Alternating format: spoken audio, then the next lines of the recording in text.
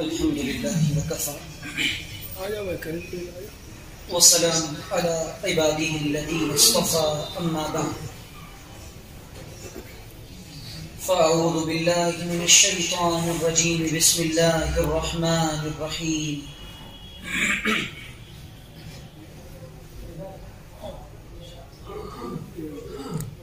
كنتم خير أمة أخرجت للناس تأمرون بالمعروف وتنهون عن المنكر وتؤمنون بالله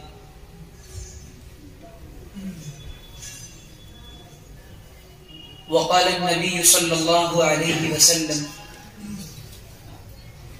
من رأى منكم منكرا فليغيره بيده فإن لم يستطع فبلسانه وإن لم يستطع فبقلبه وذلك أضعف الإيمان سبحان ربك رب العزة عما يصفون وسلام على المرسلين والحمد لله رب العالمين اللهم صل على سيدنا محمد وعلى آل سيدنا محمد في أول كلامنا وأوسط كلامنا وآخر كلامنا. میرے عزیز دوستوں اور بزرگوں، آپ کے اس بروڈا شہر میں اس عاجز کی دوسری دفعہ حاضری ہوئی ہے. ایک دفعہ 2014 یا 15 میں ہم آئے تھے کسی سے ملاقات کے لیے، تو بس زیارت کر کے چلے گئے تھے. آج ماشاءاللہ ہمارے حافظ یاسین صاحب کے توسط سے اور ان کے حافظ اسماعیل صاحب کے توسط سے، ان کے احباب کے حوالے سے حاضری ہوئی ہے. میں 3-4 روز سے گجراتی میں ہوں. موسم بھی ماشاءاللہ خوشگوار ہے. اللہ تعالیٰ سے دعا ہے کہ دین کی نسبت پر حاضری ہوئی ہے. اللہ ہمارے اس ملنے کو، بیٹھنے کو، سننے کو قبول فرمائے اور ہمیں عمل پر جما دے. میرے عزیزوں، میرے دوستوں، میرے بزرگوں، انسان دنیا کے اندر ایک مقصد لے کر آیا ہے. اس پوری کائنات کے اندر جتنی چیزوں پر انسان نظر ڈال سکتا ہے ڈالے اور غور کرے. پوری دنیا کے اندر جہاں تک نظر جائے، جس چیز پر اس کی نظر جائے اور یہ دیکھے، تو اس کو نظر آئے گا کہ دنیا کے اندر بسی ہوئی ہر چیز اپنے اپنے کام میں مصروف ہے. اور یہ کائنات کا اصول ہے کہ جو چیز اپنے کام میں مصروف رہتی ہے انسان اس کو اچھا سمجھتا ہے، اس کی عظمت دل میں ہوتی ہے اور اس انسان کے لیے اور مخلوقات کے لیے وہ فائدہ مند ہوتی ہے. اور اگر وہ چیز اپنے مزاج سے اور اپنے کام سے ہٹ جائے، چاہے وہ چھوٹی سی چیز ہو یا کوئی بڑی چیز ہو، تو انسان اس کے تعلق سے بدگمان ہو جاتا ہے اور وہ انسان کے لیے کسی کام کی نہیں رہتی. اور اللہ تعالیٰ نے ایک نظام بنایا ہے کہ دنیا کے اندر جو چیز بھی نافع ہوگی تو اللہ تعالیٰ اس کو زمین میں قرار اور تمکن عطا فرمائیں گے. وَأَمَّا مَا يَنْفَعُ النَّاسِ فَيَمْكُثُ فِي الْأَرْضِ، کہ زمین کے لیے جو چیز بھی بینیفیشل ہوگی اور جو چیز بھی فائدہ مند ہوگی، اللہ تعالیٰ اس کو زمین کے اندر قرار اور تمکن اور جماؤ نصیب فرمائیں گے. اور جو چیز غیر مفید ہوگی، بے فائدہ ہوگی، فضول ہوگی، جس طریقے سے سمندروں کے اندر آنے والے تنکے اور کچرے بہ جاتے ہیں، اللہ تعالیٰ اس کو بھی اسی طرح صاف کرتے ہیں. یہ کائنات کا اصول. دنیا کے اندر جتنی چیزیں انسان کو نظر آ رہی ہیں یہ تمام چیزیں اپنے اپنے کام میں لگی، تو ظاہر ہے کہ جب یہ چیزیں اپنے کاموں میں لگی ہوئی ہیں اور ان کا اپنا ایک مقصد ہے، تو جس انسان کے لیے کائنات کے نظام کو اللہ تعالی نے بنایا ہے، اس انسان کا کوئی مقصد ہے یا نہیں؟ یہ سوال پیدا ہوتا ہے۔ پھر اللہ تعالیٰ نے انسانوں کے مقصد کو بھی بتا دیا کہ دنیا کی جتنی چیزیں ہیں وہ تمہاری اپنی خادم ہیں، اور انسان کو اللہ تعالیٰ نے مخدوم بنایا ہے۔ اب مثال کے طور پہ دنیا میں 18,000 سے زیادہ مخلوقات ہیں۔ ان تمام مخلوقات کے اندر ہم دیکھیں کہ اللہ کو سب سے زیادہ کون پسند ہے؟ یہ بات تو قرآن اور حدیث سے ثابت ہے کہ انسان پسند ہے، لیکن عقل کی کسوٹی اور عقل کی میزان پر اگر پرکھیں تب بھی انسان سے زیادہ اللہ کو کوئی اور پسند نہیں ہو سکتا، کیونکہ انسان ہی اصل میں اس کائنات کی تخلیق کی وجہ اور باعث ہے۔ اگر زمانے کے اندر انسانوں کو پیدا نہ کرنا ہوتا، حضرت آدم کو نہ بنانا ہوتا، اور جناب محمد رسول اللہ صلی اللہ علیہ وسلم کو نہ بنانا ہوتا، تو اللہ تعالیٰ کائنات کے نظام کو نہیں بناتا۔ اور انسان کا اتنا مقام بنا دیا، اتنا مقام بڑھا دیا اللہ تعالیٰ نے کہ ابلیس کو جو معلم الملائکہ ہے اور سید الملائکہ ہے، اس کو کہا جا رہا ہے کہ سجدہ کرنا۔ یہ انسان کا مقام ہے، اور قرآن کہہ رہا ہے وَلَقَدْ كَرَّمْنَا بَنِي آدم، ہم نے آدم کی اولاد کو تکریم اور شرف اور عزت بخشا۔ کیسے؟ مثال کے طور پہ آپ دیکھیں، کچھ لوگ یہ کہتے ہیں کہ دنیا انسانوں کے لیے نہیں بنی، اور انسان پہلے بندر تھا۔ ڈارون نے یہ تھیوری اور یہ نظریہ پیش کیا تھا کہ دھیرے دھیرے انسان کا ارتقاء ہوا ہے اور یہ بندر سے انسان بنا ہے۔ تو یہ عجیب بات ہے اور عقل میں نہ آنے والی بات ہے کہ اللہ تعالیٰ بندر کے لیے تو سورج اور چاند نہیں بنائے گا، اللہ تعالیٰ بندر کے لیے تو صرف آسمان سے بارش کو اتنی بڑی تعداد میں نہیں برسائے گا، ورنہ بندر پہلے بھی تھے، بندر آج بھی ہیں۔ سارے بندر اگر دنیا میں ہوں تب بھی کوئی فرق نہیں پڑتا، اور سارے مر جائیں تب بھی کوئی فرق نہیں پڑتا۔ لیکن انسانوں کی ہر ایکٹیویٹی اور ہر عمل سے نظام کائنات پر فرق پڑتا ہے۔ اب اللہ تعالیٰ نے اور انسانوں کی پیدائش اور انسانوں کی تخلیق کے مرحلے کو جس انداز اور جس ترتیب سے بیان کیا ہے، دنیا کی کسی مخلوق کو اس ترتیب سے بیان نہیں کیا۔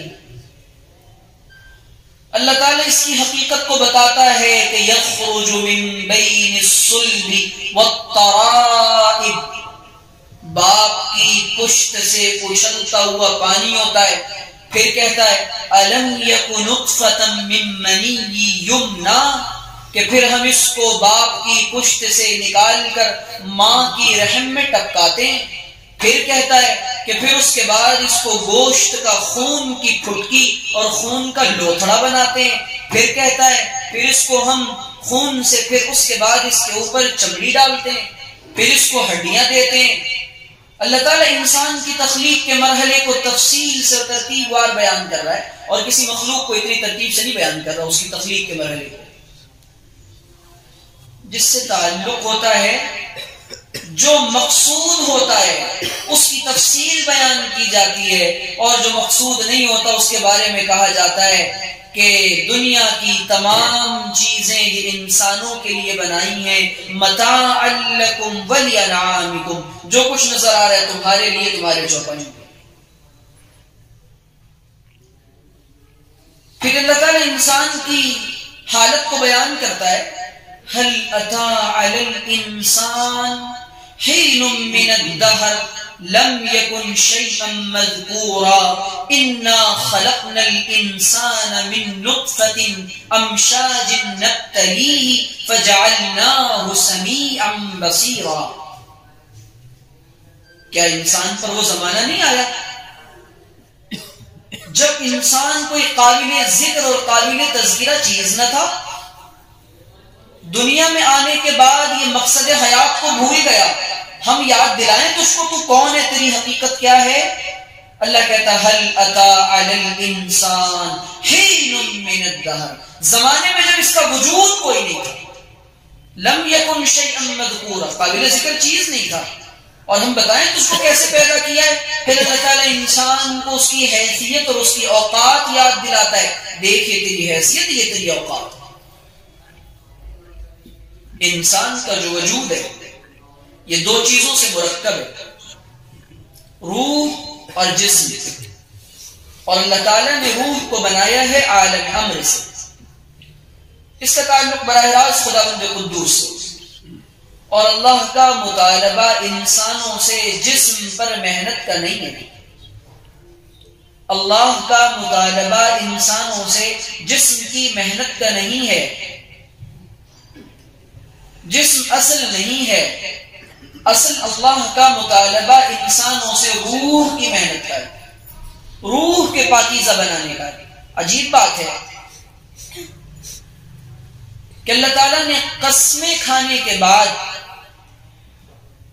والشمس وضحاها والقمر اذا تلاها والنهار اذا جلاها، یہ قسمیں کھانے کے بعد اللہ کہتا ہے قد افلح من زکاها، قد افلح من زکاها. جانتے ہو کامیاب انسان کون ہے؟ ہماری نظر میں کامیاب لوگوں کا معیار کیا ہے، اور کامیابی کا لیول کیا ہے، اور کامیابی کس کو کہتے ہیں، سکسس کیا ہے؟ اللہ تعالیٰ بیان کرتا قد افلح من زکاها، جو اپنے نفوس کا تزکیہ کر لے اور اپنے دل کو پاک کر لے. پھر ایک تو یہ کہ اصل انسان ہے. پھر انسانوں میں اللہ تعالیٰ نے فرق مراتب رکھا، پھر ان میں مذاہب کا فرق رکھا.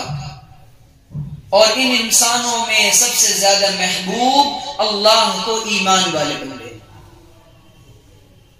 کہ اللہ تعالیٰ نے پوری انسانیت کے لیے ہدایت نامہ قرآن اتارا. اس کے بعد کچھ مطالبات تو انسانیت سے کیے اور کچھ مطالبات اللہ تعالیٰ نے یا ایھا الذین آمنو کے ذریعے ایمان والوں سے کی. والعصر ان الانسان لفی خسر. پھر اللہ تعالیٰ نے انسان کا مقصد بتا دیا اور انسان کا کام بتا دیا. تم یہ سمجھتے ہو تم بے مقصد ہو؟ نہیں، ہم تم کو کام دیتے ہیں. نکمے رہو گے تو رون دیے جاؤ گے، کام کے بنو گے تو سر پر بٹھائے جاؤ گے. پھر اللہ تعالیٰ کام بتاتا ہے والعصر ان الانسان لفی خسر. سارے کے سارے زمانے کی قسم ہے، پوری انسانیت نقصان میں، خسارے میں اور لاس میں ہے. پھر اللہ کا الا الذین آمنوا، مگر وہ جو ایمان لائے. معلوم ہوا کہ دنیا کی بڑھتی ہوئی ترقیاں، معلوم ہوا ڈیولپمنٹ کے نام پہ کیا جا رہا فراڈ، معلوم ہوا انسانیت کو دیا جا رہا جو دھوکہ ہے ترقی کے نام پر، یہ اللہ کے نزدیک یہ مفید اور کارآمد نہیں ہے. اللہ کہتا ہے یہ خسارہ ہے سب. یہ ترقی کے نام پر جو تم کو بے حیا بنانے کی سازش ہے، ترقی کے نام پر جو تم کو بے ایمان بنانے کی سازش ہے، دنیا اور مادیت اور تم پر مادیت کا غلبہ ڈال کر تم کو میٹیریلسٹک اور مادہ پرست بنانے کا جو ایک فراڈ اور ایک ڈھونگ ہے، اللہ کہتا ہے یہ سب دھوکہ اور نقصان ہے. الا الذین آمنوا، ایمان کے بغیر ساری ترقیاں اور ساری کامیابیاں اور ساری بلڈنگیں اور ساری عمارتیں اور سارا مال اور ساری دولت، اللہ کہتا ہے الا الذین آمنوا، یہ سب خسارہ اور نقصان ہے. اس آیت کے بارے میں، اس سورت کے بارے میں سیدنا محمد بن ادریس الشافعی رحمۃ اللہ علیہ کہتے تھے اگر اللہ تعالیٰ قرآن میں کچھ نازل نہ کرتا، صرف ایک سورت، یہ سورت العصر اللہ نازل کر دیتا تو انسانیت کی ہدایت اور سمجھ کے لیے یہ آیت، یہ سورت کافی ہوتی۔ الا الذین آمنوا، پھر ایمان کے بعد اللہ تعالیٰ نے ہم کو ایمان عطا کر دیا، ایمان والے گھرانوں میں پیدا ہو گئے، پھر اللہ کہتا وَعَمِلُوا الصَّالِحَاتِ، اب ایمان فوراً مطالبہ کرتا ہے نیک عمل کا، ایمان مطالبہ کرتا ہے عمل صالح کا۔ ایسا نہیں ہو سکتا کہ انسان کے دل میں ایمان ہو اور وہ نیک عمل نہ کرے، اور ایمان کی بقا کے لیے، خسارے سے بچنے کے لیے، نقصان سے بچنے کے لیے عمل صالح لازم اور ملزوم اور ضروری ہے۔ نیک عمل کے بغیر نہ ایمان سلامت نہیں رہ سکتا، یاد رکھیے گا۔ الا الذین آمنوا وعملوا الصالحات، اللہ کہہ رہا ہے نیک عمل تو تم کو کرنا پڑے گا۔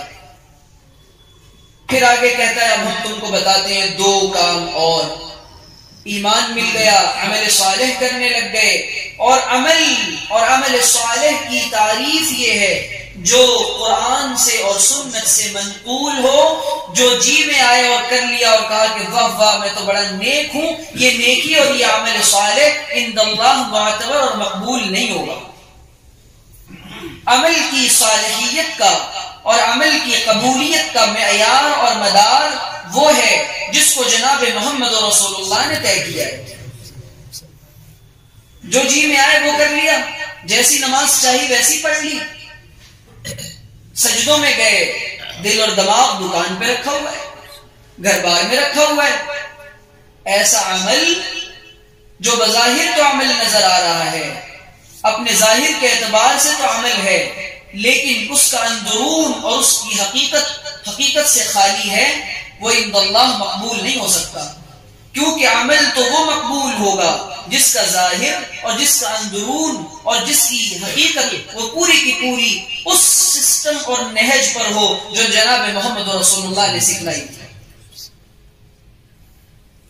الا الذین آمنوا وعملوا الصالحات، پھر اللہ کہتا ہے وتواصوا بالحق، تواصی بالحق کریں اور صبر کی تلقین کرنے والے ہوں، یہ دو کام امت مسلمہ کا اور یا ایھا الذین آمنوا والوں سے مطالبہ ہے، ایمان والوں سے ہی مطالبہ ہے، ایمان پر جمنے کا۔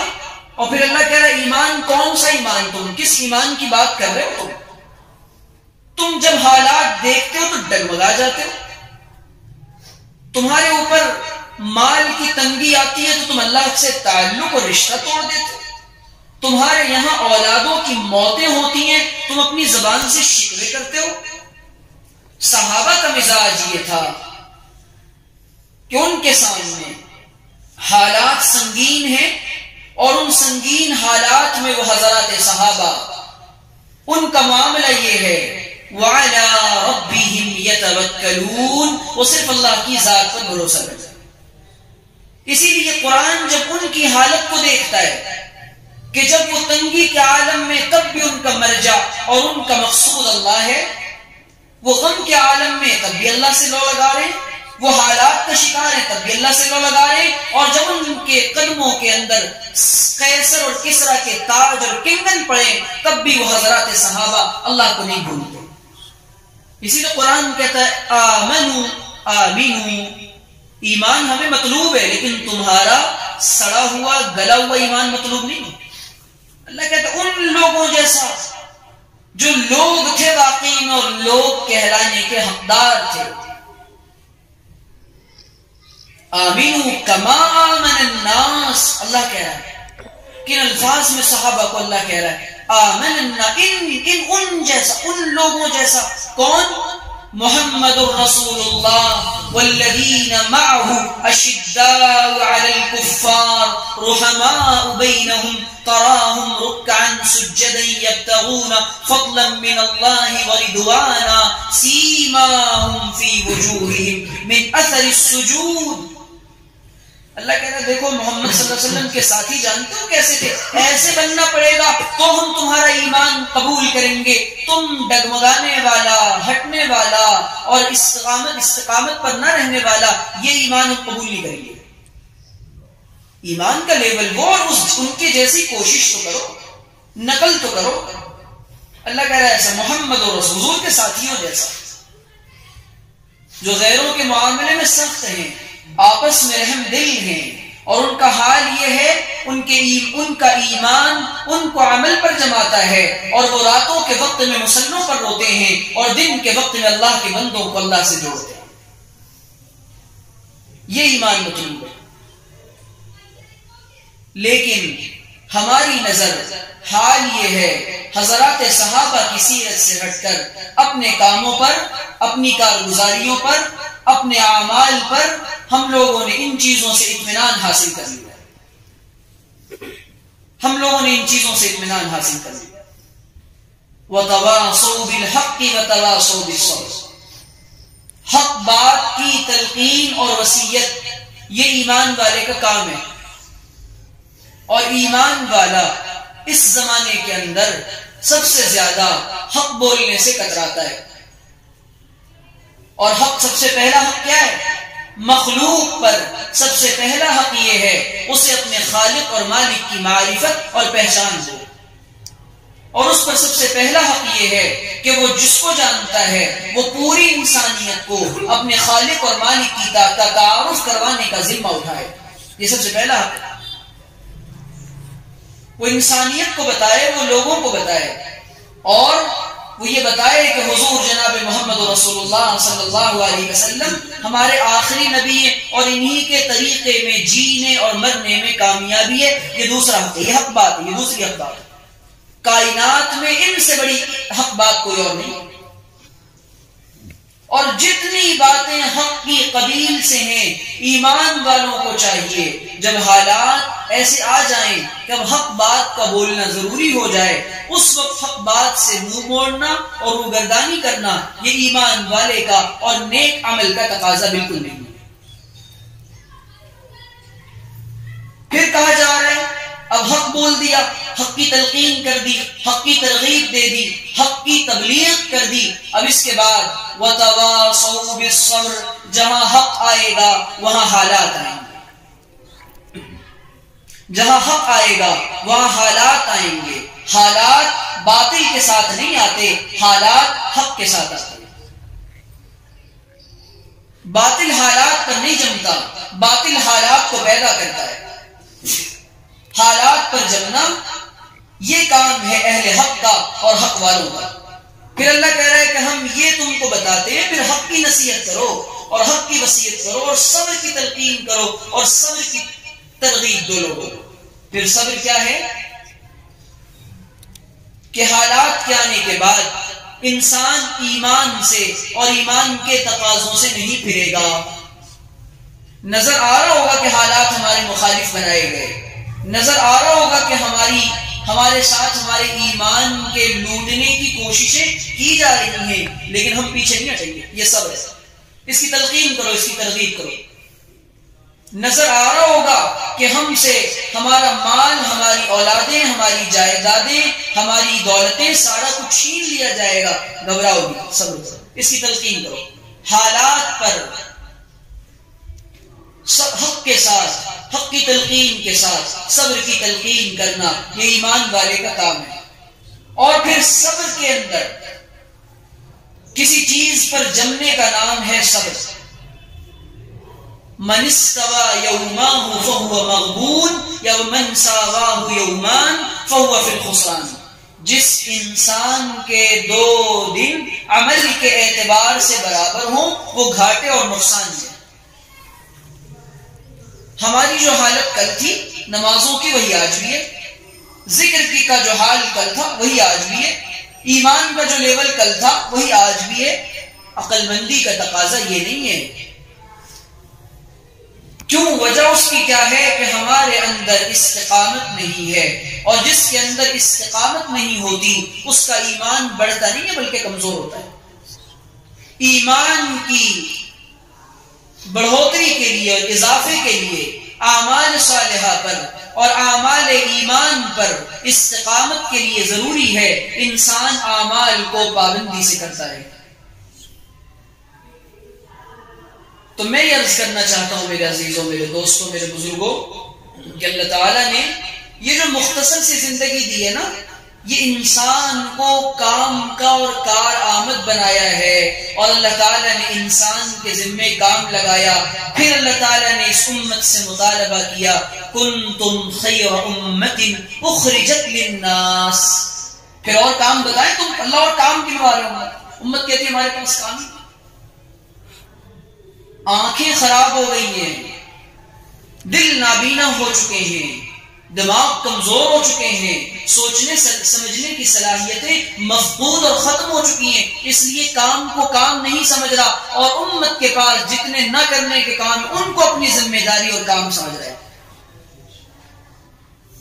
جب انسان نہ کرنے کے کاموں کو کام سمجھے گا، اللہ اس کو، اس کی عقل کو کام سمجھنے سے غافل کر دے گا. یہ اس کی نحوست ہوگی. اللہ کام بتاتا ہے، تم کو کام بتائیں تمہارا کام کیا ہے. کنتم خیر امت اخرجت للناس، تم بہترین امت ہو. کیوں ہو؟ کیا کرتے ہو تم؟ تمہارا اصل کام کیا ہے؟ فرض منصبی کیا ہے؟ تمہاری زندگی کا پرپز اور ایم کیا ہے؟ اللہ وہ بتاتا ہے. اخرجت للناس، تم اپنے لیے پیدا نہیں کیے گئے صرف جینے کے لیے، مرنے کے لیے، کمانے کے لیے، کھانے کے لیے. وہ تو بندر بھی کرتا ہے. اور اللہ کہتا ہے کہ لو توکلتم علی اللہ، اللہ کے رسول نے فرمایا لو توکلتم علی اللہ حق توکلی لرزقتم کما ترزق الطیور، کہ جس طریقے سے پرندے اللہ پر توکل اور اعتماد اور یقین کرتے ہیں کہ صبح کو خالی پیٹ جاتے ہیں، شام کو پیٹ بھر کر اپنے گھونسلوں کی طرف آتے ہیں، اگر تم اللہ پر ایسا یقین اور ایمان اور اعتماد اور توکل کرنے لگو، اللہ تعالیٰ تم کو ویسے ہی رزق عطا فرمائے گا جیسے فرشتوں کو عطا کرتا ہے. لیکن ہمیں اپنا کام نہیں معلوم، ہمیں اپنا کام، ان کو اپنا کام معلوم ہے. فرشتوں کو رزق آسانی سے اس لیے مل رہا ہے، جو اپنے کام میں لگا رہتا ہے اللہ اس کے لیے آسانیاں پیدا کرتا ہے، اور جو اپنے کام سے ہٹ جاتا ہے اللہ کہہ رہا ہے اس کے رزق کے معاملات کو پوری دنیا میں بکھیر دیتا ہوں. اس کے رزق کے معاملات کو پوری دنیا میں بکھیر دیتا ہوں. اور قرآن اس کو کہہ رہا ہے وَمَنْ أَعْرَضَ عَنْ ذِكْرِي فَإِنَّ لَهُ مَعِيشَةً ضَنْكَ. دیکھو تم جانتے ہو ہمارے نام سے روگردانی کا نقصان کیا ہوگا، ہمارے ذکر سے اعراض کا نقصان کیا ہوگا، ہمارے نام سے غفلت کا نقصان کیا ہوگا. ہم تمہارے رزق کے معاملات کو، تمہاری معیشت کو تنگ کر دیں گے. اور اللہ سے جڑنے والوں کو اللہ کہتا ہے وَمَن يَتَّقِ اللَّهَ يَرْزُقْهُ مِنْ حَيْثُ لَا يَحْتَسِبُ. دیکھو جو اللہ سے ڈرے گا، اللہ کا تقوی اختیار کرے گا، اللہ کہہ رہا ہے ایسی جگہ سے رزق عطا فرمائیں گے کہ تمہارے وہم اور تمہارے گمان میں بھی، کیونکہ اپنا کام کر رہا ہے، اپنے مقصد پہ لگا ہوا ہے. انسان کا مقصد ہے اللہ سے ڈرنا اور تقوی اختیار کرنا. یہ مقصد زندگی ہے. بندگی کا اصل تقاضا ہے کہ 100% گناہوں بھری زندگی کو چھوڑ کر 100% تقوی والی زندگی کو اپنائے. اللہ پھر اور کام بتا کنتم خیر امت اخرجت للناس، بہترین امت ہو، انسانیت کی نفع کے لیے تمہیں برپا کیا گیا ہے. اخرجت نکالی گئی ہو، برزت نہیں، خرجت نہیں، طلعت نہیں، ظہارت نہیں، اخرجت نکالا گیا ہے. یہ خاص مقصد کی طرف اشارہ ہے کہ نکل نہیں گئے تم، ظاہر نہیں ہو گئے تمہیں ایک اشارہ کیا جا رہا ہے کیا؟ للناس، مسلمان نہیں، اپنی برادری نہیں، اپنی قوم نہیں، اپنی جماعت نہیں، اپنے لوگ نہیں، اپنا گروہ نہیں، اپنی ٹیم نہیں، اپنے دوست نہیں، اپنا فرینڈ سرکل نہیں، اپنے رشتہ دار نہیں. اللہ کہہ رہا ہے للناس، داعی کا دائرہ کار اور داعی کے لیے دعوت کا میدان ایک فرد یا جماعت نہیں ہوتی، بلکہ اللہ تعالیٰ نے پورے عالم میں بسنے والے انسانوں کو اس کے لیے میدان اور کام کے لیے بنایا. جی ہاں، لیکن مقصد کو بھول گیا. اخرجت للناس تأمرون بالمعروف، پھر اور کام سنو نفع کے لیے. وہی بات آ گئی پھر کہ نافع رہو گے تو زمین کے اندر اللہ جمائے گا، برکتیں دے گا، رحمتیں نازل کرے گا، حالات کو سنوارے گا، تمہیں زمین کے اوپر بادشاہت عطا کرے گا، زمین میں اپنا خلیفہ بنائے گا، تمہیں دنیا کی دولتیں اور ثروتیں تمہارے قدموں میں آئیں گی. کام کو بھولو گے اور اللہ کو بھول کر زندگی گزارو گے، مقصد سے ہٹو گے. اللہ کہہ رہا ہے جو ہوں گی چیزیں ان کو بھی چھین لوں گا، کیونکہ شکر کرنے پر نعمت ملتی ہے اور ناشکری پر نعمتیں چھین لی جاتی. ایمان کا شکر یہ ہے، اس امت میں پیدا ہونے کا شکر یہ ہے کہ انسان ایمان کی بات خود بھی سیکھے اور دوسروں کو بھی سکھائے، اور اللہ کے رسول صلی اللہ علیہ وسلم کا پیغام یہ ساری انسانیت تک پہنچائے. یہ اس نعمت کا شکر ہے. جو اس نعمت پر عمل نہیں کرے گا اللہ تعالیٰ اس کو اس سے محروم کر دے گا.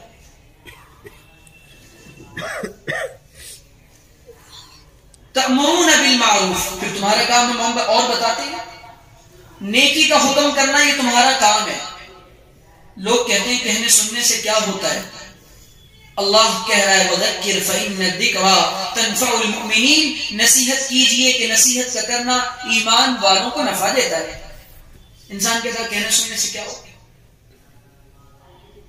اس امت کی امتیازی شان ہے کہنا اور سننا.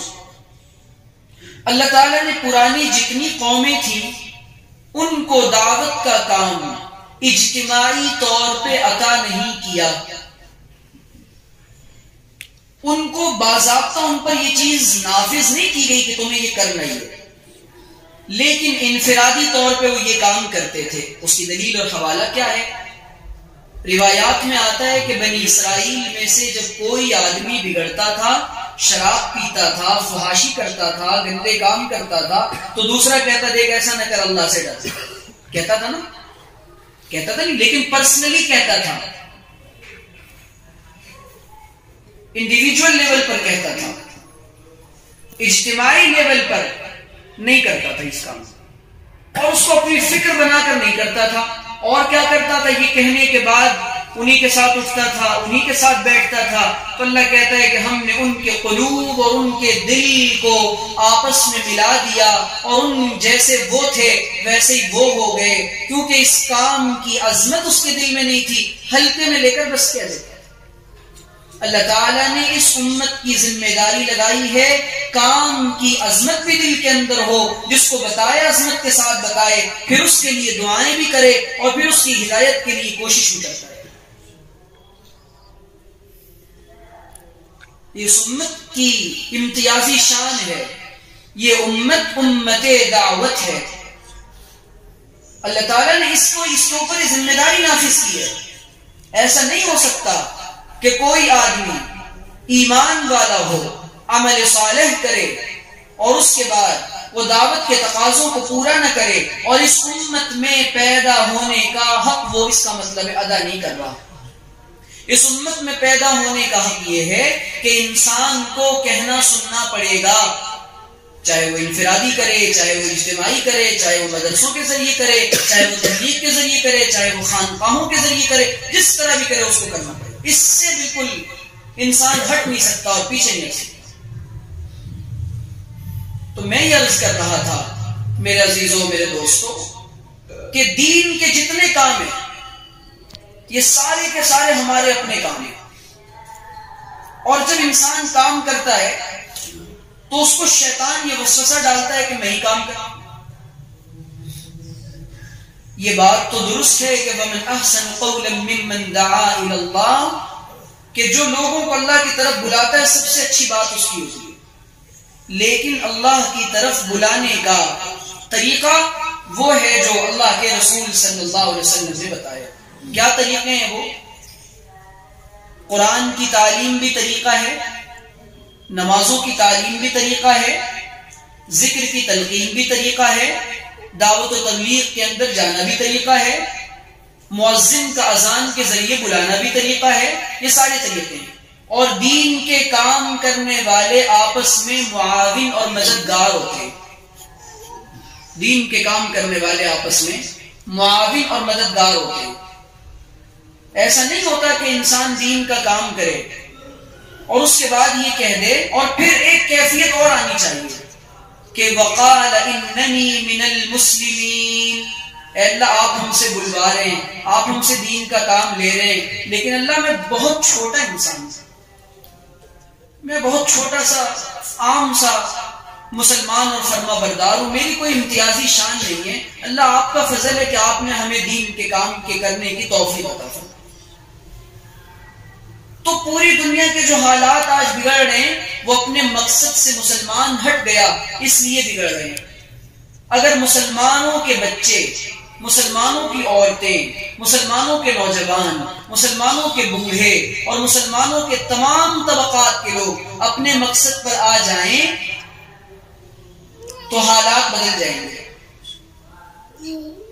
اللہ کے رسول صلی اللہ علیہ وسلم کے زمانے میں یہی فکر پیدا ہو گئی تھی کہ اس زمانے میں ہر شخص کو اپنی ذمہ داری کا اور اپنے کام کا اور اپنے مقصد کا استحضار تھا اور خیال تھا، اور ہر کوئی اپنا کام کرتا. اور ہمارے یہاں دین جو زندہ کرنا ہے وہ 100% دنیا کے ہر شعبے میں زندہ کرنا ہے. دین کو ہر شعبے میں زندہ کرنا پڑے گا. ایسا نہیں ہو سکتا کہ نمازوں کا دین آ گیا، معاملات کا دین نہیں پتا. نمازیں تو ماشاءاللہ صبح سے شام تک 2000 رکعتیں پڑھ رہا ہے، لیکن بازار میں جاتے ہی جھوٹ بولتا ہے، بازار میں جاتے ہی ڈنڈی مارتا ہے، بازار میں جاتے ہی سودی کاروبار کرتا ہے، بازار میں جاتے ہی حرام تجارت کرتا ہے. اور اس وجہ سے جس طریقے سے انسان کو عبادات کا دین سیکھنے کی ضرورت ہے، دین کے جتنے شعبے ہیں ان تمام شعبوں کا دین سیکھنے کی بھی اتنی ضرورت ہے. ورنہ اسلام کی جو عمارت ہے وہ یہ 5 بنیادوں پر کھڑی ہوئی ہے، 5 دیواروں پر کھڑی ہوئی ہے. ایک عمارت بھی اگر کمزور ہوگی انسان ایمان اور اسلام کے تقاضوں پر پورا عمل کرنے والا نہیں ہوگا. معاملات کا دین، پھر اس کے بعد ہماری زوال اور ہماری پستی اور ہماری ذلت اور ہماری رسوائی کے بنیادی وجہ ہمارا اخلاقی دیوالیہ پن، ہمارا اخلاقی دیوالیہ پن. اپنے لوگوں کے ساتھ بھی بد اخلاقی، رشتہ داروں کے ساتھ بد اخلاقی، تعلق والوں کے ساتھ بد اخلاقی، جن کو جانتے ان کے ساتھ، جن کو نہیں جانتے ان کے ساتھ بد اخلاقی، گھر میں بد اخلاقی، جہاں جاتے ہیں وہاں بد اخلاقی. اس بد اخلاقی کا نتیجہ یہ ہوگا کہ دوسری قومیں جو ہمیں دیکھ کر اور ہمارے مذہب کو دیکھ کر، ہمارے کیریکٹر اور اخلاق کو دیکھ کر کبھی اسلام قبول کرتی تھیں، انہوں نے ہماری بد اخلاقی کی وجہ سے وہ اسلام سے بدظن اور دور ہو گئے. یہ نقصان ہوا. ہماری زبانوں پر مسلمانوں کی جب تک گالیاں نہ آئیں سمجھتے ہیں کہ یہ تو مضبوط آدمی نہیں. دوستی جتنی پکی ہوگی اتنی گالیاں آپس میں دیں گے. گھروں کے اندر بیویوں کو گالیاں، بچوں کو گالیاں، یہ ایک اچھے مسلمان کا کام نہیں ہوتا. اسی وجہ سے اللہ کے رسول صلی اللہ علیہ وسلم کی گھریلو زندگی کا دین حضرت عائشہ نے اور دیگر ازواج نے اور صحابیات نے پہنچایا ہے. ہم کو محروم نہیں رکھا. ہم بگڑتے کب ہیں پتہ ہے؟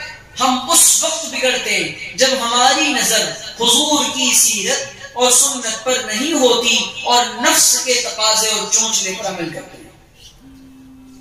اگر انسان کی شوہر کی نظر حضور کی سیرت پر ہو تو بیویوں کے ساتھ کتنی نرمی کے ساتھ رہے گا، اور اگر بیوی کی نظر حضور کی سیرت پر اور عائشہ کی سیرت پر ہو، صحابیات کی زندگی پر ہو، تو بیوی شوہر کے ساتھ کیسے رہے گی؟ لیکن ہماری نظر پورے دین پر نہیں. ہم دین پر عمل تو کرنا چاہتے ہیں لیکن جتنا ہمارے ماحول اور ہمارے معاشرے میں فٹ بیٹھ جائے اتنا عمل کرنا چاہتے ہیں، پورا نہیں کرنا چاہتے. یہ تلخ حقیقت ہے. اتنے دین پر ویسے عمل کیا جائے گا توڑ مروڑ کر جو ہمارے لیے فٹ ہو جائے، سیٹ ہو جائے، پریشانی نہیں اٹھانی پڑے زیادہ۔ ٹھنڈی بڑھ گئی ہے، فجر کی نماز میں بہت ٹھنڈ لگتی ہے، وضو کر کے مسجد آنا ہے، اب دل کہتا ہے ایسا کرو فجر کو ظہر کے ساتھ پڑھ لینا، دل کہتا ہے ایسا کرو فجر کو ظہر کے ساتھ پڑھ لینا۔ اس دین کی سب سے بنیادی بات یہ ہے، انسان جیسے ہی کلمہ پڑھتا ہے ویسے ہی اقرار کر لیتا ہے اب میری مرضی کچھ بھی نہیں، اللہ اب میں تیری اور تیرے رسول کی پابندی والی اور مرضی والی زندگی گزاروں گا۔ یہ کلمہ اس بات کا اقرار کرواتا ہے۔ تو اپنی مرضی پر چلے گا تو کس کا غلام بنے گا؟ نفس کا غلام بنے گا۔ ایسے لوگوں کے بارے میں قرآن کہتا ہے افرأیت من اتخذ الہہ ہوا، کیا آپ نے دیکھا اس کو جس نے اپنی نفسانی خواہشات کو اور خواہشات نفس کو اپنا پروردگار اور اپنا معبود اور اپنا الہ بنا رکھا ہے، اپنا خدا بنا رکھا ہے۔ جو جی میں آتا ہے وہ کرتا ہے، جب اٹھنے کا جی کرتا ہے اٹھتا ہے، فجر کی کوئی پابندی نہیں، کاروبار میں جاتا ہے ظہر چھوڑ دیتا ہے، چائے ناشتے کے چکر میں عصر چھوڑ دیتا ہے، دوستوں کی محفل میں مغرب چھوڑ دیتا ہے، پھر گھر جانے کے چکر میں اور بیوی بچوں سے ملنے کے چکر میں دکان بڑھانے کی فکر میں عشاء چھوڑ دیتا ہے۔ تو یہ ہے اس آیت کا مطلب کہ اس نے اپنی خواہشات کو دین بنا۔ اچھا کبھی کبھی پڑھ بھی لیتا ہے کیونکہ مسلمان ہے، یہ خیال پیدا ہوتا ہے دماغ میں کبھی کبھی کہ کلمہ پڑھا ہے بھائی، کبھی کبھی تو جمعہ تو آ جایا کرو، مغرب میں آ جایا کرو، تو یہ خیال اندر سے اس کو اس کا ایمان کہتا ہے کہ نہیں کبھی کبھی پڑھ لو، لوگ تمہیں سمجھیں، ورنہ کہیں ایسا ہو تم مرو تمہیں مسلمانوں کے قبرستان میں دفنایا نہ جائے، تو اس لیے آ جاتا ہے کبھی۔ روزے کے تعلق سے گرمی کا روزہ آ گیا تو دل کہتا ہے یار گرمی سے اچھا ہوتا اللہ تعالیٰ روزے کو، واقعی ایسے لوگ پیدا ہو گئے جو کہہ رہے ایسا کرو کہ روزے کو شفٹ کر لو ٹھنڈی کے دنوں میں، تو کہتا ہاں یہ رائے سب سے اچھی۔ اس کو کہا جا رہا ہے کہ اس انسان نے اپنی خواہشات کو اپنا معبود بنایا۔ حج کرنے کے لیے بڑے پیسے لگتے ہیں، بہت دور جانا پڑتا ہے، ایسا کرو ہر کنٹری والے اپنے لیے ایک بیت اللہ بنا لو، وہیں حج کر لیں، کیا مسئلہ؟ یہ دین ابا اور دادے کا دین نہیں ہے، یہ دین کائنات کے چلانے والے اور ہم سب کے پیدا کرنے والے کا دین ہے۔ طریقہ وہ معتبر ہوگا اور نیکی وہ معتبر ہوگی جو خدا کے حکم اور جناب محمد رسول اللہ صلی اللہ علیہ وسلم کے نورانی اور پاکیزہ طریقے پر کی جائے گی۔ ہماری جو محنت ہے نا وہ اپنی ذات پر نہیں ہے، ہماری محنت اپنی ذات پر نہیں ہے۔ انسان یہ سارے کام کرے لیکن نظر اپنی ذات پر رکھے، چونکہ ہر انسان مر کر اپنی قبر میں جائے گا، میں اپنی قبر میں جاؤں گا، آپ اپنی قبر میں جائیں گے، وہ اپنی قبر میں جائیں گے، ہر کوئی، بیوی اپنی قبر میں، بچے اپنی قبر میں۔ تو ایک بات تو یہ کہ اپنی دوسروں کی دنیا بنانے کے لیے اور دوسروں کی دنیا کو سنوارنے کے لیے ایسا کام نہ کریں کہ جس سے ہماری آخرت کا نقصان ہو جائے۔ ایک بات، لا طاعت لمخلوق فی معصیت الخالق، لوگ کہیں کہ یہ اچھا یہ صحیح ہے کر لو لیکن مخلوق کی اطاعت نہیں کی جائے گی۔ دوسری بات یہ، انسان کو ہر وقت اپنا خیال ہو کہ مجھے اللہ کے سامنے اس عمل کا نتیجہ کیا ہوگا اور مجھے اللہ کے سامنے جواب دینا ہے، یہ دو باتیں، اور روزانہ اپنا محاسبہ اور اپنا جائزہ، اور اس پر جمنے کے لیے نیک صحبتیں، نیک مجلسوں کا اہتمام، دین کے راستوں میں آنا جانا، یہ کام، اور پھر یہ کہ اپنی حالت کو برقرار رکھنے کے لیے اور اللہ سے تعلق پیدا کرنے کے لیے ذکر کی پابندی۔ جو دل ذکر کرتا ہے اللہ اس کو نورانی بنا دیتے ہیں، اور جو ذکر نہیں کرتا وہ دل مردہ ہو جاتا ہے، وہ انسان ہی مردے کی طرح ہے۔ اسی لیے روزانہ صبح شام کی 3 تسبیحات کی پابندی کرنا چاہیے، اور اللہ تعالیٰ سے روزانہ رات میں بیٹھ کر روحانی ترقی کے لیے یہ محاسبہ کرنا چاہیے، آج میں نے کتنا عمل اللہ کی رضا کے لیے کیا اور کون سا عمل اللہ کی ناراضگی کے لیے کیا۔ اتنا کریں گے انشاءاللہ تو اللہ نے چاہا تو اللہ تعالیٰ ہم سب کو قبول کرے گا۔ وآخر دعوانا ان الحمدللہ رب العالمین۔ بھائی اب دیکھو یہ سب سیکھنا 1 گھنٹے کی مجلس میں تو ہو نہیں سکتا، اس کے لیے تو وقت لگانا پڑتا ہے، ٹائم دینا پڑتا ہے، یہ ساری باتیں تو انشاءاللہ ابھی تشکیل ہوگی. کوئی ساتھی نہ اٹھے جو مقامی ساتھی ہیں وہ اپنے اپنے ارادے اور عزائم کا اظہار کریں. اللہ کے راستے میں نکلیں گے، جائیں گے تو انشاءاللہ دین کی بات اور دین کی پوری سمجھ پیدا ہوگی. بتاؤ اس کے لیے ساری تفصیل سے بات تو ہمارے سامنے آئے گی، فٹافٹ عزائم کرے تاکہ دعا ہو جائے. جی کیا ترتیب ہے؟ 4 مہینہ چلا.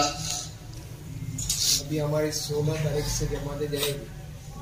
اتران 16 جنوری سے سب جماعتیں روانہ ہوگی. ماشاءاللہ. اگر کسی کا نقد ارادہ ہو رہا ہے 4 مہینے یا 40 دن تو بتاؤ. بہت سارے ایسے بزنس والے بھی ہیں جیسے کہ ایسی فریج وغیرہ بزنس والے ہیں جو ان کے لیے آسانیاں ہیں. ہمارے محلے میں کافی ہے موجود، اس میں کوئی ہے نہیں. سب نیت کر دیں انشاءاللہ جلد سے جلد. ہمارا وقت باقی تو لگائیے. رات بھی نقد دین کو سیکھنے کے لیے وقت لگائیں گے انشاءاللہ. نقد تشکیل یہ ہے کہ ہماری 14-15 جنوری سے جو ہے 3 دن کی جماعت جائے گی. مستورات کی جماعت بھی آئے گی اور انشاءاللہ مردوں کی جماعت بھی جائے گی. بمبئی سے میں اتنی دور سے آیا ہوں تو کم از کم ایک نقد جماعت دے دو انشاءاللہ 4 جماعت کے ماشاءاللہ. ابھی فوراً. ہاں جی بتائیے ساتھی. بتاؤ. ارادہ کرو، عزم کرو، بس اللہ قبول کرے گا، آسان کرے گا میں گھر سے انشاءاللہ. ماشاءاللہ. اللہ قبول سلمان انشاءاللہ. ہمارے عثمان نہیں کرے گا انشاءاللہ. اور بتائیں بھائی ساتھی. اور بھی بتاؤ. مختصر ہمارے یاسین پٹیل صاحب چلے گئے. ماشاءاللہ. لکھو 3-4 ساتھی، چکریا سے 3 ساتھی لکھو. مسجد سے 3 شادی.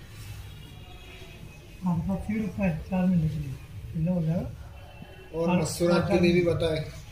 مستورات میں بھی جماعت بنے گی انشاءاللہ. اس میں انشاءاللہ میں کچھ کروں گا. مستورات کروں گا. محنت تو سب کریں گے انشاءاللہ. ٹھیک ہے انشاءاللہ. ٹھیک. اللہ تعالیٰ قبول فرمائے. وآخر دعوانا الحمدللہ رب العالمین. مختصر سی دعا کر دو.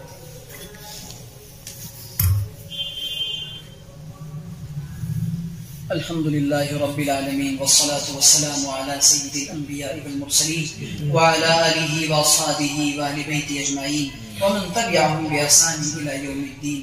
اللهم صل على سيدنا محمد المعدن الجود والكرم. اللهم اغفر لنا ذنوبنا يا رب العالمين. اللهم لا نحصي ثناء عليك أنت كما أثنيت على نفسك. اے پیارے اللہ، ہم آپ کے عاجز اور مسکین بندے آپ کے دربار میں حاضر ہیں. اللہ ہاتھ پھیلائے بیٹھے ہیں. اللہ ظاہر میں تو ہم آپ کے بندے ہیں، حقیقت میں بڑے گندے ہیں. اے اللہ ہمیں اپنے گندے ہونے کا اعتراف ہے. اللہ ہمیں اپنے گندے ہونے کا اقرار ہے. اللہ ہمیں اقراری مجرم ہیں. اے رب کریم ہمیں معاف فرما دیجیے. اللہ ہم معافی مانگنے آئے ہیں. اے اللہ معاف کر دیجیے. اے رب کریم تو نے ہمیں انسان بنایا، بڑا کرم کیا. اے اللہ تو نے ہمیں بولنے کی صلاحیت عطا فرمائی، بڑا کرم کیا. اللہ تو نے عقل سلیم دی، بڑا احسان فرمایا. اے اللہ تو نے ہمیں پیارے آقا مدنی صلی اللہ علیہ وسلم کی امت میں بغیر کسی عرضی کے پیدا کیا. اللہ بڑا احسان فرمایا. اے رب کریم اے اللہ دنیا میں لگ کر ہم اپنے کام کو بھول گئے. اللہ ہمیں اپنے کام پر جما دیجئے، لوٹا دیجئے. اے رب کریم آپ ہم سے راضی ہو جائیے. اللہ راضی ہو جائیے. اے اللہ دنیا میں نفس اور شیطان کے دھوکے میں لگ کر ہم آپ کو بھول گئے، آپ کو بھول گئے. اللہ تیرے احکامات کی دھجیاں اڑا دی. اللہ جب جی چاہا کر لیا، جب جی میں آیا چھوڑ دیا. اے اللہ نفس کے غلام بن بیٹھے. اللہ نفس کی غلامی سے بچا دیجئے. اللہ نفس کی غلامی سے بچا دیجئے. اتنی عمریں گزر گئیں لیکن ایک سجدہ بھی شاید ایسا نہیں ہے جس میں تیرا خیال ہو. اللہ ہمارے سجدے بھی اللہ تیری یاد سے غافل ہوتے ہیں. ہماری عبادتیں بھی عجیب ہیں. اے رب کریم آپ نے دنیا میں بھیجا، جناب محمد رسول اللہ کی امت میں پیدا کیا۔ اللہ آپ نے ہمارے گناہوں کو دیکھنے کے باوجود ہمیں سزا نہیں دی۔ اللہ آپ کا کرم ہے، جیسے آپ نے اب تک نبھائے رکھا ہے اے اللہ موت تک نبھائے رکھنا، اور اے اللہ قیامت کے دن جب ساری انسانیت جمع ہوگی اے اللہ محمد رسول اللہ بھی ہوں گے۔ اللہ ہمارے حضور کے سامنے ہمیں عذاب نہ دینا، ہماری جہنم کے فیصلے نہ کرنا، اللہ ہمیں جنت کے فیصلے کر دیجیے گا۔ حضور کس کے ہاتھوں جام کوثر نصیب فرمائیے، شفاعت نبوی نصیب فرمائیے، پل صراط سے بجلی کی طرح گزرنا آسان فرمائیے۔ اے مالک الملک، وہ دن بھی آئے گا جب ہمارے گناہ ہمیں دکھائے جائیں گے۔ دیکھو ویڈیو کی شکل میں دیکھو، یہ تمہارے سامنے ہے۔ اے رب کریم، ہمیں دکھایا جائے گا ہم جو کچھ کرتے ہیں۔ اللہ وہ دن بڑا عجیب ہوگا، اس دن کی رسوائیوں سے بچا لینا، اس دن کی رسوائیوں سے بچا لینا۔ اے اللہ ہم جواب کیسے دے پائیں گے؟ اللہ ہم گناہگار جسم و وجود لے کر حضور کے سامنے جائیں گے، کہیں حضور نے پہچاننے سے انکار کر دیا تو ہماری شفاعت کون کرے گا؟ اے رب کریم، حضور نے تو فرمایا کہ شفاعت لأہل الکبائر، میری امت کے کبیرہ گناہ کرنے والوں کے لیے میری شفاعت ہو۔ اللہ ہم سب کبیرہ گناہ کرنے والے ہیں، ہم نے جان جان کر گناہ کیا ہے، اللہ تو معاف کر دے۔ تیرے دربار میں آج معافی مانگنے آئے ہیں، اے رب کریم معاف کر ہی لیجئے، اللہ معاف کر ہی لیجئے۔ اللہ اپنی کرم کے صدقے لٹا دیجئے، اپنی شان کریمی کی بہاریں دکھا دیجئے، اپنی شان غفاری کا نذرانہ دکھا دیجئے۔ اے رب کریم، ہم فقیروں کو دین کی سوغات دے دیجئے، جنت کے فیصلے فرما دیجئے۔ اے رب کریم، ہمیں مانگنا بھی نہیں آتا، دنیا کا پروفیشنل بھکاری منہ بنا کے مانگتا ہے، آنکھوں سے آنسو گرا کر مانگتا ہے۔ اے رب کریم، ہمیں تو مانگنا بھی نہیں آتا، ہم تو تیرے در کے سوالی اور منگتے بھی نہ بن سکے، لیکن اللہ کوئی تو ہوگا اس مجمع میں جس کو آپ پسند کرتے ہوں گے، جس کی دعائیں پسند کرتے ہوں گے۔ اللہ گھروں کے اندر مائیں بہنیں بھی سن رہی ہیں، اے رب کریم کوئی تو بیٹی ہوگی، کوئی تو ماں ہوگی جس کی آہیں آپ کو پسند ہوں گی۔ اللہ معصوم بچوں نے بھی ہاتھ اٹھا رکھا ہے، ہم آپ کو ان کا واسطہ دیتے ہیں۔ اللہ ایسے بھی ہیں جن کی ہڈیاں گھل گئیں، عمریں گزر گئیں، داڑھی کے بال کالے سے سفید ہو گئے، اللہ تیرے دین کا کام کرتے کرتے اے مالک ہم آپ کو ان کا واسطہ دیتے ہیں، قبول فرما لیجیے۔ اے اللہ گزرے دن کو، آنے والے دن کو گزرے دن سے بہتر بنا دیجئے۔ اللہ برے دن سے، بری رات سے، بری بات سے، حادثات سے بچا دیجئے۔ اللہ اپنا خیال دے دیجئے، اپنا ڈر دے دیجئے۔ اللہ کوئی تجھ سے کوئی کچھ مانگتا ہے، ہم الہی ہیں تجھ سے طلبگار ہیں۔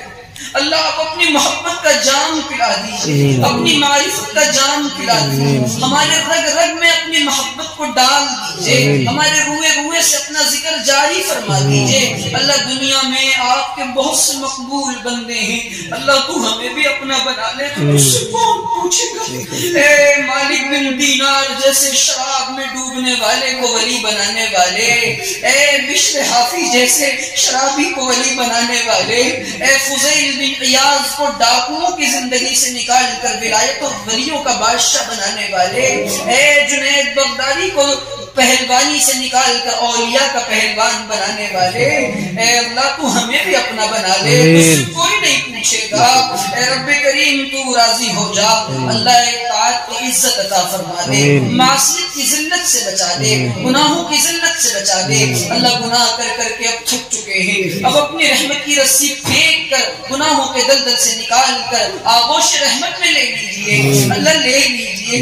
اے رب کریم ہمیں مانگنا نہیں آتا، ہم کیا مانگیں اور کیا نہ مانگیں۔ اے اللہ امت کے حالات پر رحم کر، آمین۔ فلسطین کی ماں پر رحم کر، شام کی بیٹیوں پر رحم کر دیجئے، برما اور آسام کی لٹی عزتوں پر رحم کر دیجئے، کشمیر کے حق میں بہتر فیصلے فرما دیجئے۔ اے رب کریم امت مسلمہ بہت پریشان ہے، اے اللہ آپ کے علاوہ آپ کی اس نبی کی لاڈلی امت کا کوئی سہارا نہیں ہے۔ اللہ کھلے آسمان کے نیچے اور تپتی زمین پر تیرے نام کا سہارا ہے کہ اگر تو نے حق پرستوں کی دل جوئی نہیں، تانا دیں گے بت کے مسلم کا خدا کوئی نہیں، خار ہیں بدکار ہیں ڈوبے ہوئے ذلت میں ہیں، کچھ بھی ہے لیکن تیرے محبوب کی امت میں ہے۔ اللہ آپ کو محبوب صلی اللہ علیہ وسلم کی امت میں پیدا کرنے کا واسطہ قبول فرما لیجئے۔ اللہ موت سے پہلے راضی ہو جائیے، اللہ ایسے راضی ہو جائیے پھر کبھی ناراض نہ ہوئیے گا۔ اللہ ایک بار اس مجمع کی طرف نگاہ کرم ڈال دیجئے، اللہ دیکھ لیجئے، اللہ دیکھ لیجئے۔ اللہ اگر آپ نے محبت کی نگاہ ڈال دی ہمارا تو کام بن جائے گا۔ اے رب کریم اپنا ڈر اور در عطا فرما دیجئے۔ اے اللہ دنیا میں جو گزر گئے ان کی مغفرت فرما دیجئے۔ اے اللہ ایک آخری التجا ہے، ایک آخری التجا ہے، زمین پر آسمان سے بارش کے جتنے قطرات برسے یا برسیں گے، ریت کے جتنے ذرات ہیں یا ہوں گے، پیڑوں پر پھل پھول پتیوں کلیوں کی جتنی تعداد ہیں یا ہوں گی، اے اللہ مخلوقات کی جتنی تعداد آئیں یا آئیں گی، ان سب سے زیادہ کالی کملی والے پر جس نے ہمارے لیے پتھر کھائے، جس نے اپنے دانت شہید کروائے، اللہ جسے گھسیٹا گیا، اللہ جس نبی کو مارا گیا، اے اللہ اس نبی پر ہم سب فقیروں کی جانب سے ارب سلام کا نذرانہ پیش فرما دیجئے۔ ہم میں سے ایک کا نام لے لے کر اللہ جب ہمارے گندے اعمال حضور کو پہنچتے ہوں گے حضور پر کیا گزرتی ہوگی۔ اللہ ہم فقیروں نے حضور کے دربار میں درود و سلام کا نذرانہ بھیجا ہے، اللہ شرف قبولیت سے نواز کر حضور اکرم صلی اللہ علیہ وسلم کو پہنچا دیجئے۔ اے اللہ ایک آخری التجا ہے، اے اللہ جب تک دنیا میں رکھیے ایمان عافیت کے ساتھ رکھیے، جب دنیا سے جانے کا وقت آ جائے آپ ہم کو دیکھ کر مسکرائیں، ہم آپ کو دیکھ کر خوش ہوں، آپ کہہ دیں میرے بندو آ جاؤ، میرے بندو آ جاؤ، جنت تمہاری منتظر ہے۔ اے اللہ جب دنیا سے جانے کا وقت آئے، اے اللہ ایک آخری التجا ہے، ہم مدینہ المنورہ کی حاضری چاہتے ہیں، بار بار آنا جانا چاہتے ہیں، بیت اللہ کی زیارت اور طواف چاہتے ہیں، اللہ عطا فرما دیجئے۔ اے اللہ مصطفیٰ کے شہر میں اے ذوالمنن ہو عطا 2 گز زمین اور 2 گز کفن، اور اے اللہ جب جانے کا وقت آئے تو اللہ ایسا نہ ہو کہ دنیا میں لگنے کی وجہ سے 2 اور 2 4 زبانوں سے نکلے اور دنیا کے بول نکلے۔ اللہ جب دنیا سے جانے کا وقت آئے، جب ہو دم واپسی یا اللہ لب پہ ہو لا الہ الا اللہ محمد رسول اللہ، اے اللہ جو مانگا وہ بھی عطا فرما دیجئے، جو مانگنے سے رہ گیا وہ بھی عطا فرما دیجئے، کمیوں کو تاہیوں غلطیوں کو معاف فرما کر شرف قبولیت سے نواز دیجئے، اس مجلس کو قبول فرما دیجئے، پورے عالم میں دین کے پھیلنے کا ذریعہ بنا دیجئے۔ اللہ یہاں اہل علاقہ کی حفاظت فرما دیجئے، امن و امان کو قائم فرما دیجئے۔ وصلی اللہ تعالی علی خیر خلقہ واصحابہ واہل بیتہ اجمعین برحمتک یا ارحم